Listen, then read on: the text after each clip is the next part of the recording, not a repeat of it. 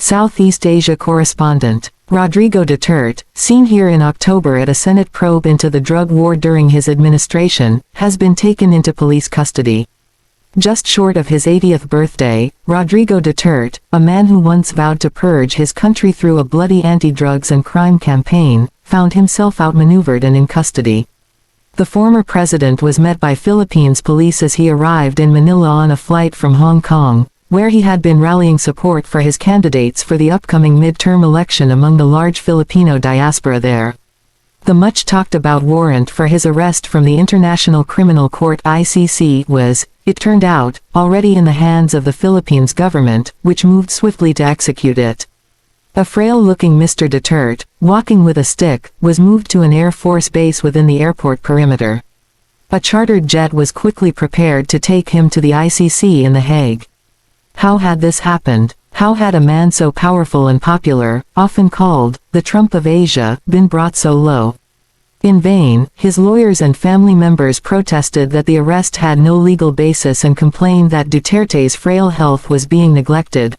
While in office, Mr. Duterte formed an alliance with the Marcos family, the children of ousted dictator Ferdinand Marcos, who had long been working on a political comeback. Mr. Duterte could not run again in the 2022 election, but his daughter Sara, mayor of southern city of Davao, was also popular and a strong contender to replace him. However, Ferdinand Marcos's son Bongbong, who had been in politics all his life, was also well placed to win and very well funded. The two families struck a deal. They would work together to get Bongbong into the presidency and Sara into the vice presidency, on the assumption that come the next election in 2028, her turn would come and she would have the formidable Marcos machine behind her. It worked. Both won their positions by a wide margin. Mr. Duterte expected that his alliance would protect him from any blowback over his controversial presidency once he was out of power.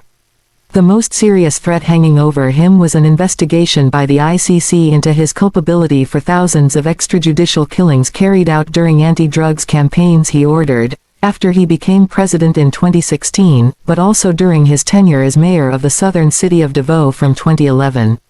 Mr. Duterte withdrew the Philippines from the jurisdiction of the ICC in 2019, but its prosecutors argued they still had a mandate to look into alleged crimes against humanity committed before that, and launched a formal investigation in 2021.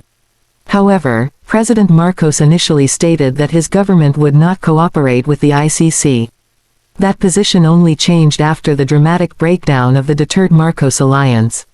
Strains in their relationship were evident from the earliest days of the administration, when Sara Duterte's request to be given control of the powerful defense ministry was turned down and she was given the education ministry instead. President Marcos also distanced himself from his predecessor's mercurial policies, mending fences with the U.S., standing up to China in contested seas, and stopping the blood-curdling threats of retribution against drug dealers. In the end, these were two ambitious, power-hungry clans aiming to dominate Filipino politics, and there was not enough power for them to share. Relations reached a nadir last year when Sara Duterte announced that she had hired an assassin to kill President Marcos, should anything happen to her. Late last year, the lower house of Congress, which is controlled by Marcos loyalists, filed a petition to impeach Ms. Duterte. That trial is due to take place in the Senate later this year. If she is impeached, under the Constitution, she would be barred from holding high political office, killing her long-standing presidential ambitions and weakening the political power of the Dutertes even further. President Marcos now appears to have moved deftly to neutralize his main political rival. But his strategy is not risk-free. The Dutertes remain popular in much of the country, and may be able to mobilize protests against the former president's prosecution. Sara Duterte has issued a statement accusing the government of surrendering her father to foreign powers and of violating Filipino sovereignty. An early test of the support enjoyed by both clans will be the midterm elections in May. In his comments to journalists after the plane carrying his predecessor had taken off from Manila, President Marcos insisted he was meeting the country's commitments to Interpol, which had delivered the ICC warrant. But he was coy about the fact that it was an ICC warrant he was executing, given that many Filipinos will question what the ICC's remit is in a country which has already left its jurisdiction. It is not risk-free for the ICC either.